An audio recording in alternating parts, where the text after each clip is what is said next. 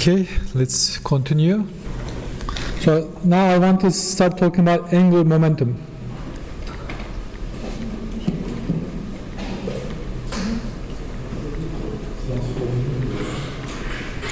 So this is going to be a little bit more pleasant compared to what we have been doing in the last week or so. So now you can probably tell we have quantum numbers.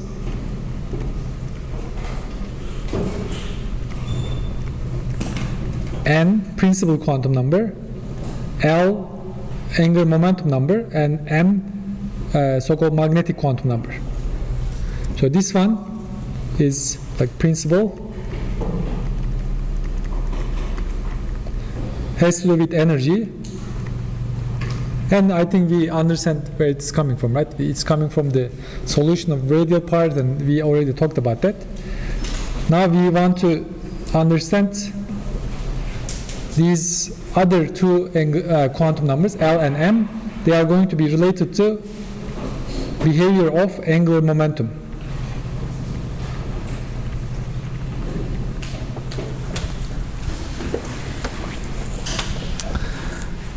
Okay.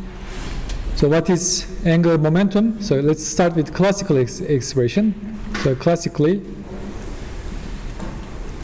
L is a vector. I mean, it's like a pseudo vector, but it's okay. It's defined by R cross P, and it has three components.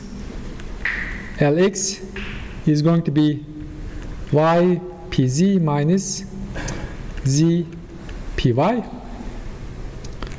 and for the others you just rotate. Let me just write them.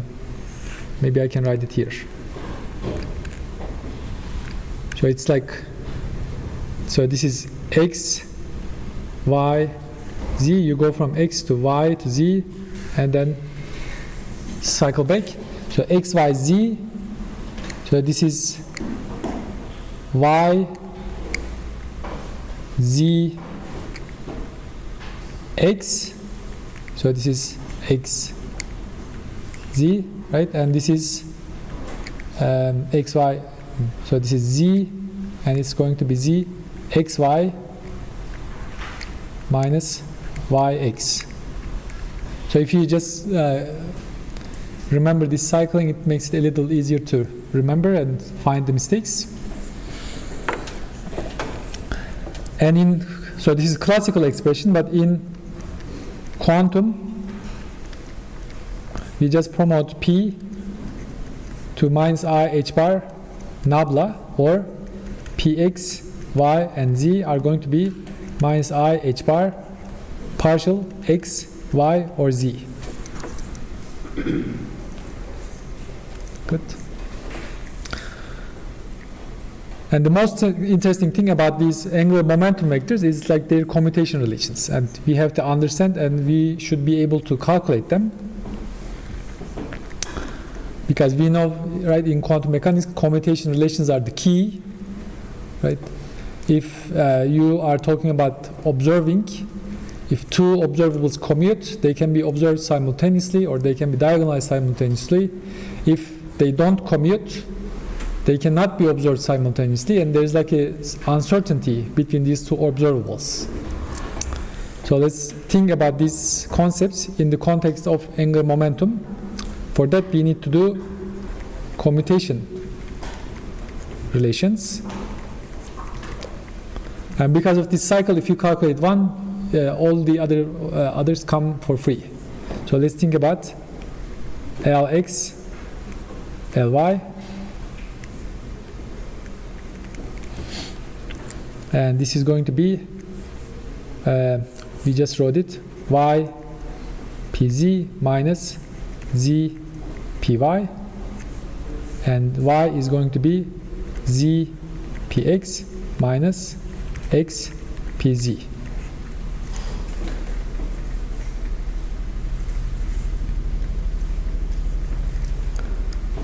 I think in this course we should be able to calculate commutators, right? If you can't do it, I suggest you make sure you understand how to do it. I'll make sure it'll hurt if you don't do it. So the idea is I have y, right? Y pz, py, and what commutes like. Okay, so let's think about y. Right, in here there is nothing about y, so this thing is going to be commuting. So this pz, right, there's like momentum here and there's like z. Then I have to be careful about this. Similarly, I have z here, I have pz here, I have to be careful about that. And y, there is nothing about y. So I need to be careful about these four terms. And what I will do is like, let's calculate commutator of this and this. Y pz, comma, z px. So this one and this one, they commute, right? I don't even need to write it. So y and x commute, pz and pz commute, so I can skip this. Now this one is z and z, they also commute. There's nothing to write about that, right? Z py, z px, there's nothing here. But this one, z py, and there's x pz. So, and there's like a minus here, a minus here, it's going to be plus. So this is z py and x pz. Good. Now I can take, right, this y and px, they commute with all the others, so I can take them out. So it's going to be y px, and what remains is commutation between pz and z, plus similarly there is like py and x, they can come out, py x. Also I can write py x or x py because py and x, they also commute.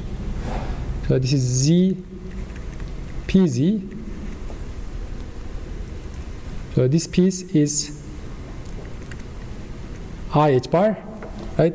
X px or y py or z pz, they are I h bar, and this piece is minus I h bar. Then this becomes I h bar. Now I can write it like x py minus y px, but this is exactly what I wrote for LZ, right? X py minus y px. Therefore we found this thing is equal to I h bar LZ. And the others that you can just cycle. So there's like another one and another one. So x, y, y, z,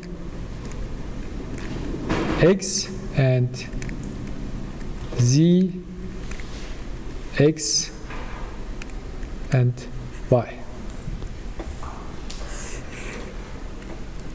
Good.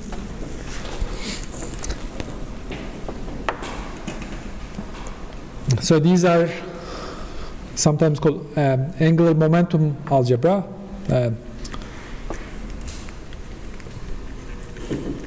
Angular momentum. I mean, let's call it commutations.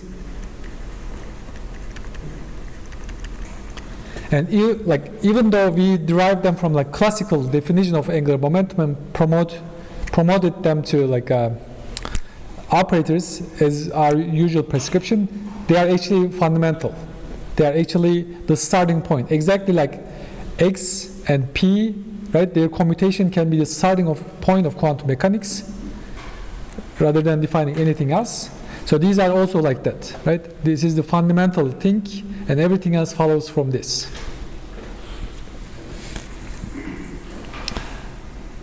For example, so there will be a moment where we will not be able to think about classical rotation, like spin, right? Spin is not a classically rotating object, but it still will have the same algebra. Like it's still going to have the same commutation relations. So they are very important. And if you can see, because Lx and Ly, they don't commute, right? Commutation is not 0. Y and Z is also not 0. Z and X is not 0. And from our formalism, we know immediately they cannot be measured simultaneously.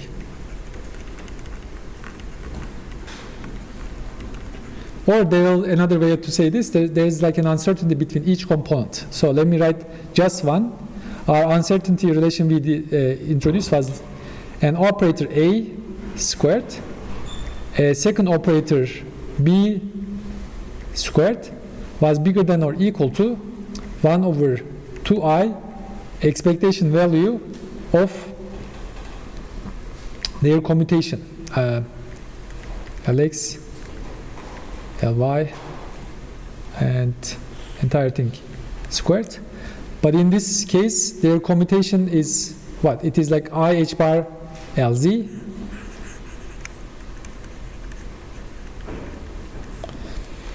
and cancel i's and take the roots. Let me take the root here, and I want to write this like this. So this is h bar over 2, and I want to leave everything like this. Okay. So basically, there is like uncertainty related to x and y. There's an uncertainty related to x and z, similarly, and there's uncertainty between y and z.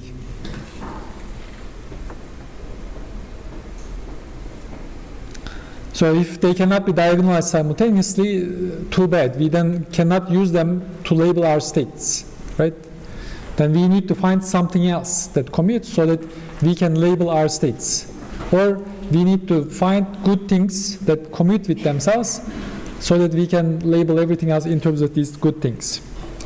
So let's consider a couple of alternatives. Consider L dot L, which I'll call L squared, and we know this is Lx squared plus Ly squared plus Lz squared.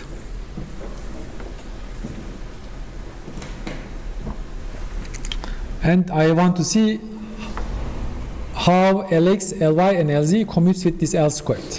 So let's test L squared with only one is enough, because we can, from like rotational symmetry, all the others are going to be the same.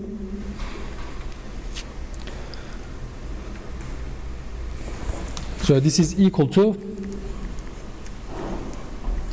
Lx squared, Ly squared, Lz squared, Lx. So this Lx and Lx commutes, so we can get rid of this. So what we have remaining is this, and this one is going to be Lx, Ly squared commutation with Lx plus Lz with Lx. We need to calculate that. So there is like an identity we can, if you forget, we can derive these identities really quick. So if you have something like A, B, and C, so what is it? It's equal to ABC minus CAB. Right? I'm being careful keeping A and B in the order they are given here. Now I can consider something like this, so exactly like this, but I want to push this A to this side.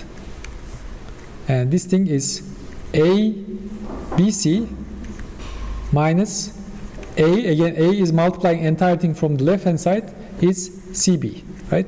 So this is BC minus CB, BC minus CB. Similarly, I can consider this thing, but now B is shifted on the other side, right? So this is going to be ACB minus CAB. Now sum these two. You can see there is like minus ACB plus ACB, and what remains is ABC minus CAB, ABC minus CAB, and that thing is equal to A, B, and C. So the identity I will use is this then. It's easy to remember, A, B, C.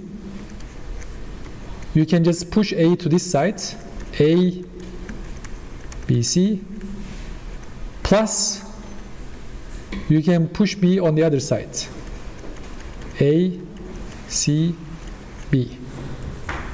So that's very handy trick to use commutators of products, and we need to do it here.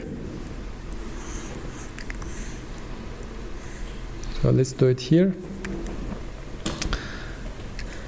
So what I'll do is, okay, there will be two terms.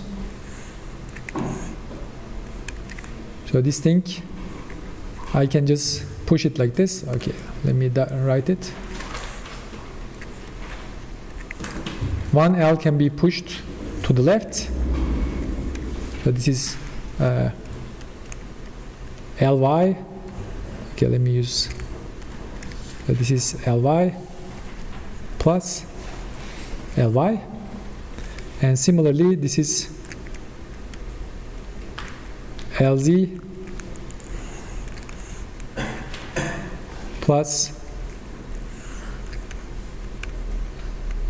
LZ. Now this thing is, so this is Y, right? If it was XY, it would be I H bar LZ, but because the order is changed, this is minus I H bar LZ. So this is minus I H bar LZ. So this piece is X, Y, Z. This is I H bar LX. And this thing is I H bar LX. And there's Ly, LZ minus I H bar. And yes, oh this, yes, this one I messed up, right? So this is why, yes, thank you. So this is why, thank you, I appreciate it. Okay, now, so this is YZ minus, this is YZ plus, so this one cancels this one, and this is ZY minus ZY plus, this one, you cancel this one. So the result is nicely 0. Therefore, we conclude L squared Lx is equal to, so y, because there is nothing about x, right? X, y, and z are labels. You can just change these labels. Then this entire thing is 0.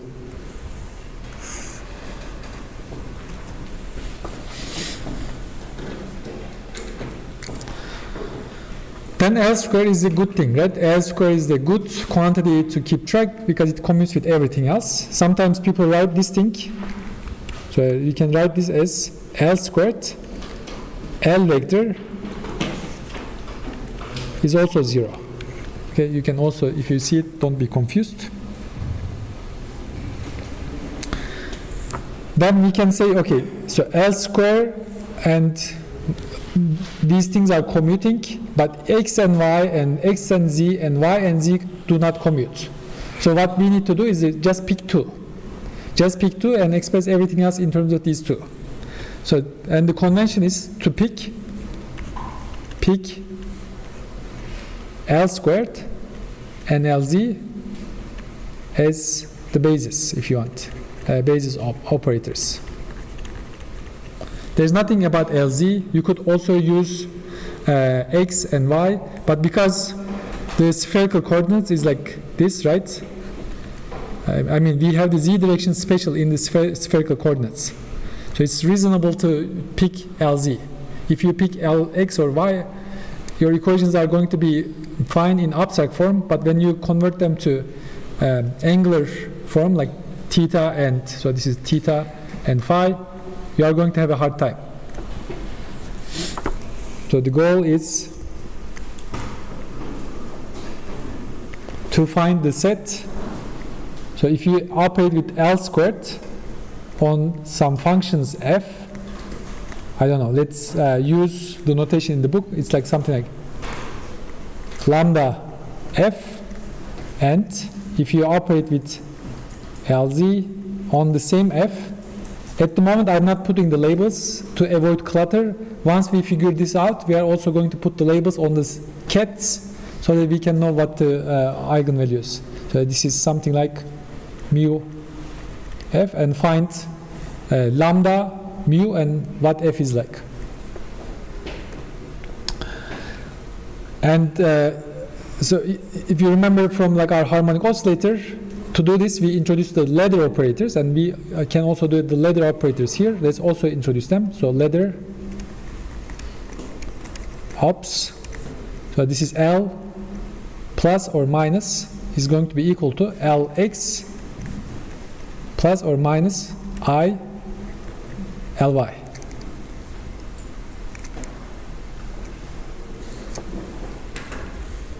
Let's box this in. I mean, if this bothers you, you can do it one by one. It's fine by me, but I will do it like this. Let's see how this operator commute with L square and Lz.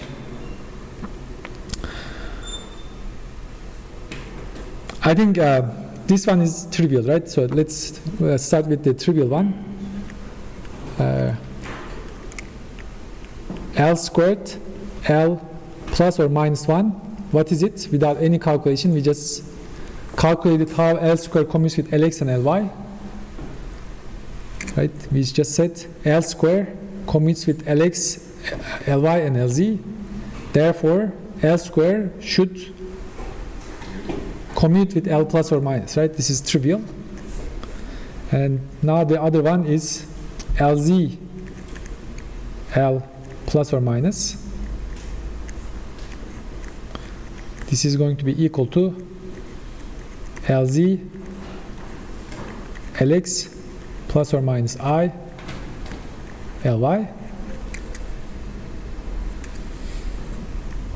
So this is equal to Lz, Lx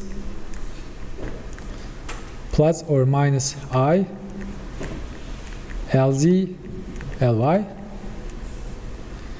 So this is x, y, z, it's circling, so it's going to be I, h bar, Ly.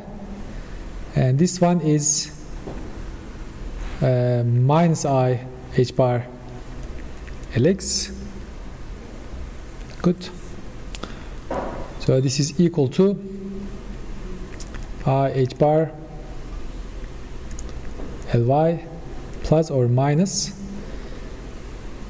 So there is like a minus here. It is going to be minus or plus, right? So this minus plus, but there's also I squared is going to be again plus or minus. And this is h bar Lx.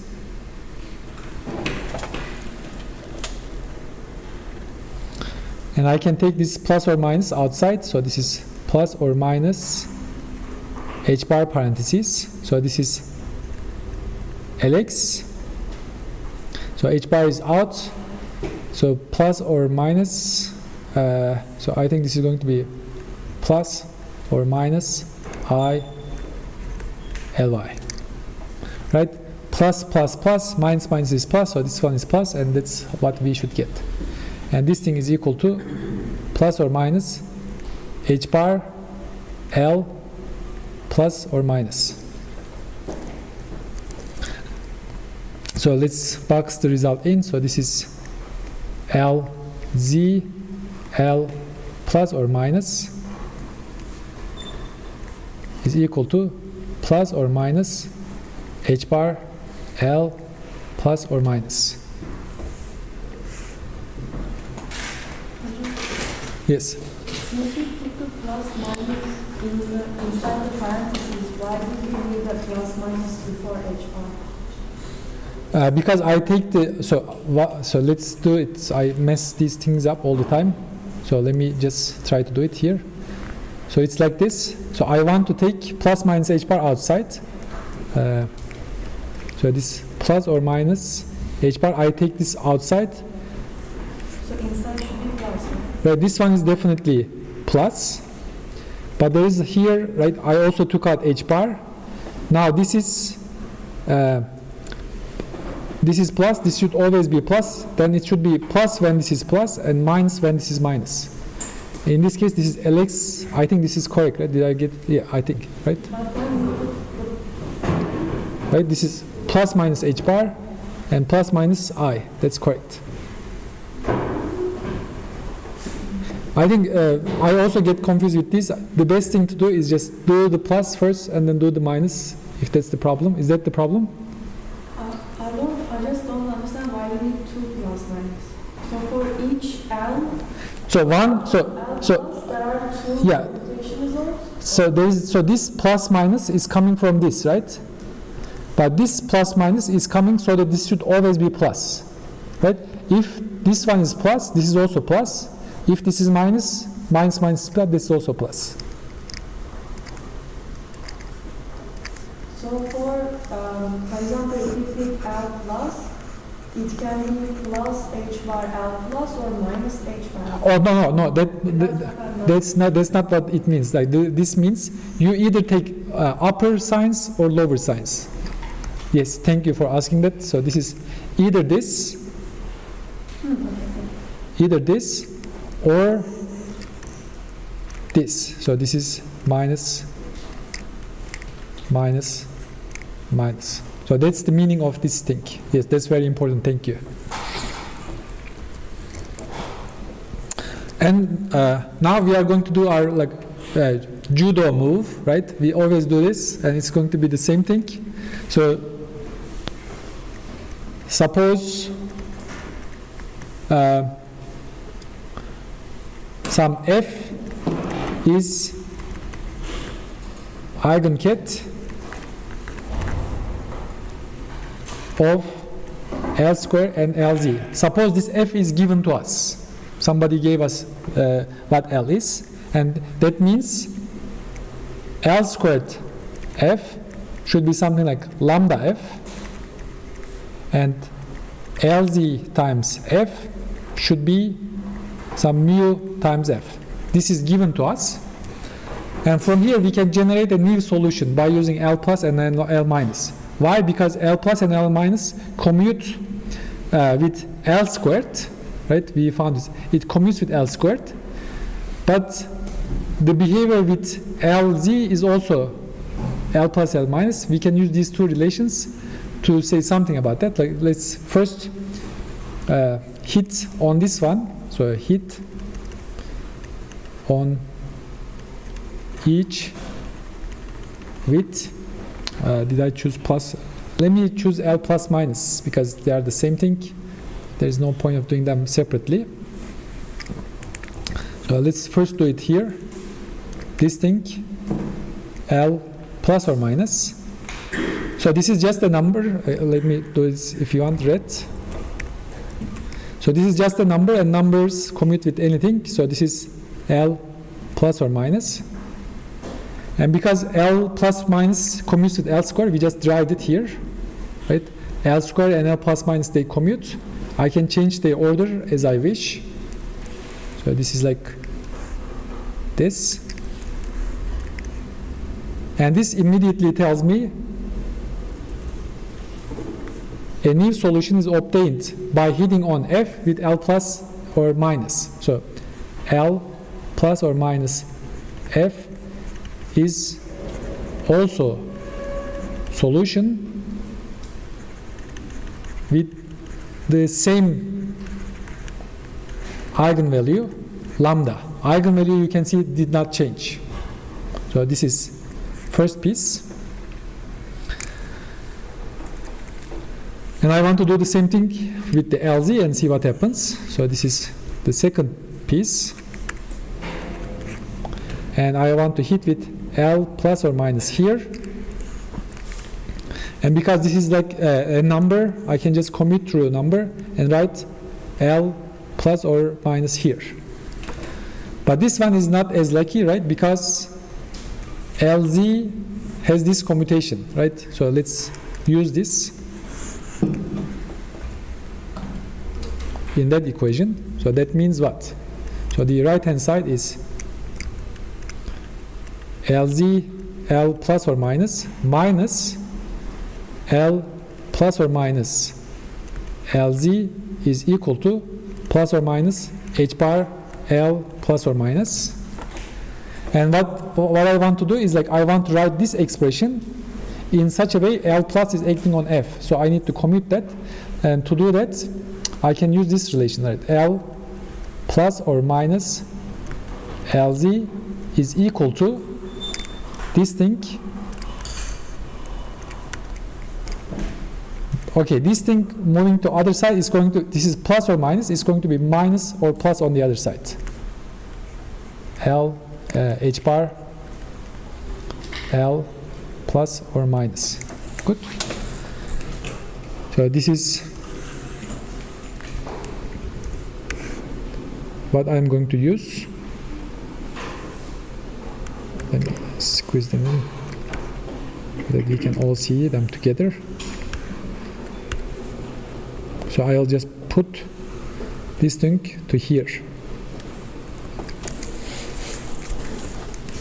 And what this gives me is LZ, L plus or minus F, right? Now I commuted. You can see L plus or minus was on the left hand side, now it's on the right hand side. Minus or plus, I need to write this piece.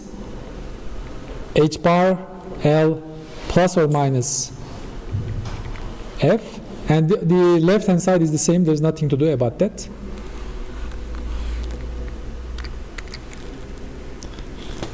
And now I want to combine this on the left hand side, so this is LZ L plus or minus F is equal to,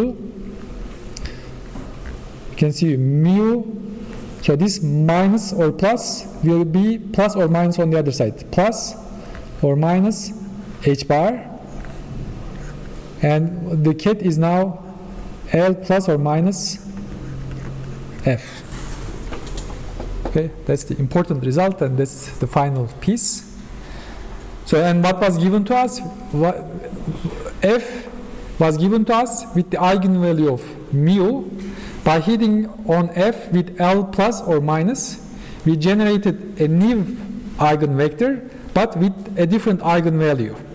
So that means this is also a solution, but right, compare this with L. In the case of L, we had the same eigenvalue because lambda didn't change, but here we shifted eigenvalue by 1 or reduce it by 1 with eigenvalue mu plus or minus H bar. And the amount of shift is also quantized by H bar.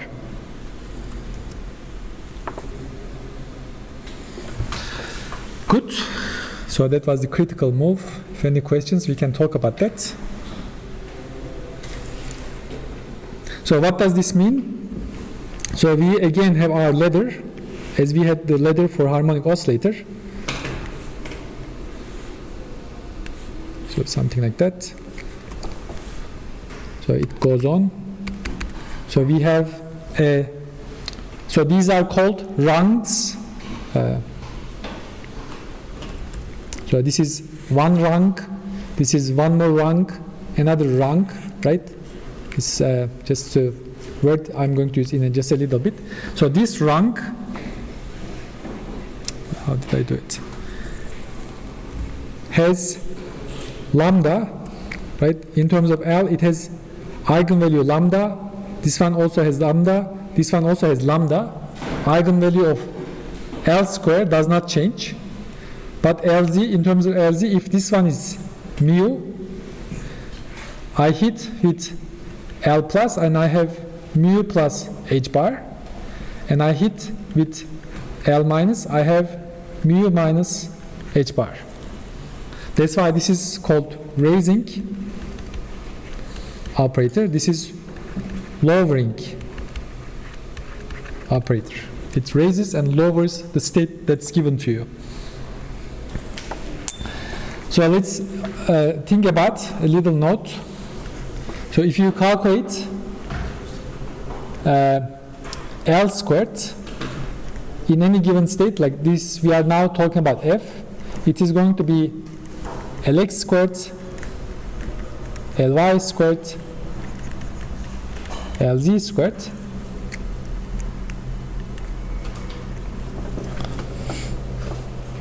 and so this is what? So this piece is L squared F,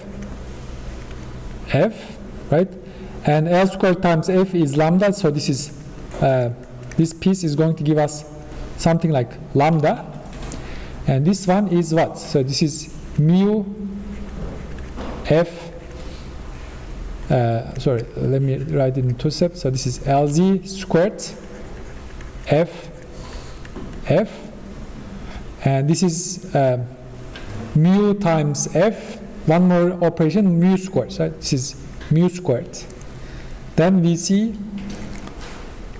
lambda is equal to some positive constant, something positive. Let me write what it is. Lx squared plus Ly squared plus mu squared, which means lambda should be bigger than or equal to mu squared.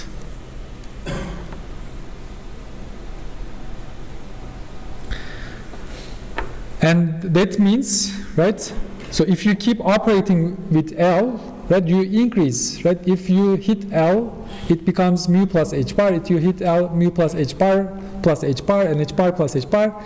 So at some point, you should hit this boundary. And at this boundary, right, mu should not be able to be raised because you cannot violate this condition.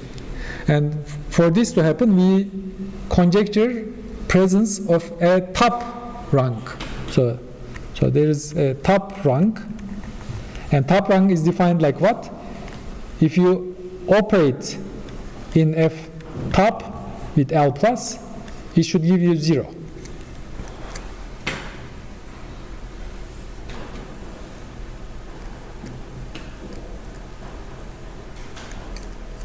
And let's say the value here, Lz times F top, is something like H bar times L times F top. And you can see I introduced L, and it's going to play out nicely with what we know about these quantum numbers.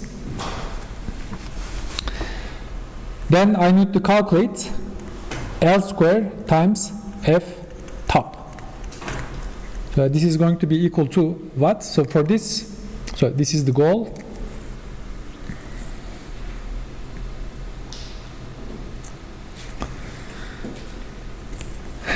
To do that, I will just consider this as plus minus times S L minus plus is going to be equal to, so this is Lx plus or minus I Ly times the same thing with minus plus, and this is equal to Lx plus minus plus I Lx Ly plus minus Ly I Ly Lx and plus y squared, and this thing is equal to Lx squared plus Ly squared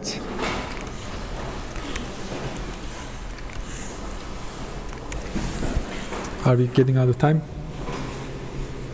Okay, let me use this 3 minutes and then I'll finish. So this is equal to, so this is, how did I write this? So let me focus on this piece. So this is equal to minus or plus, and I also want to take I outside. So this is Lx, Ly. So I take out I, so this is going to be minus, right? Minus minus is plus, plus minus, right? This is plus minus L y L x, and this is equal to minus or plus I, what is that? Lx Ly minus Ly Lx I h bar Lz. And I square is minus 1, that's why this is going to be plus or minus h bar Lz. Then, so this thing is equal to Lx square plus Ly square plus or minus h bar Lz. And I can write this as L square minus Lz squared, because L square is x squared plus y squared plus z squared. I just subtract Lz squared. And from here I found L square is equal to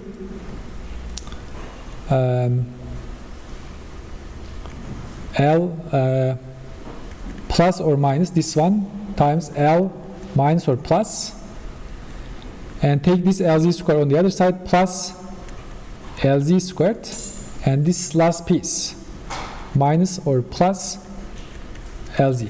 So this is also a very important identity we'll use often. Now, what was I trying to do? I was trying to calculate this thing. Then I can use this Lz. Yes, I think this is. Let me see. So this is definitely h bar. The second one doesn't have h bar. So there was. So this is h bar, but there is no other h bar, right? Let me check my. Yes, correct. Thank you. So I'm going to hit on this thing because I just calculate this f top.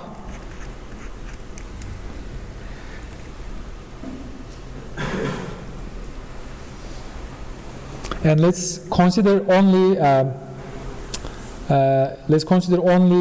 lower indices, like this is plus, this is minus, and this is plus. So if this thing hits on f top like this, it's going to give 0 because this is the top rank. It should not be able to increase anymore. And if this thing hits, we just define what it does here, right? This is h bar times L. So this is h bar times L. And there are two of these, like L squared, h bar squared, L squared. And if this thing hits, it's going to be h bar times Lz times this, right? Lz times this, h bar, one more h bar. It's going to be h bar L. From here, the effect of L square on f top is going to be h bar squared L plus 1 f top. Good. So I think let me stop here. Next time I'm going to also consider presence of a bottom rank, and I will connect bottom rank to top rank, and it is going to sort out the quantum numbers for us.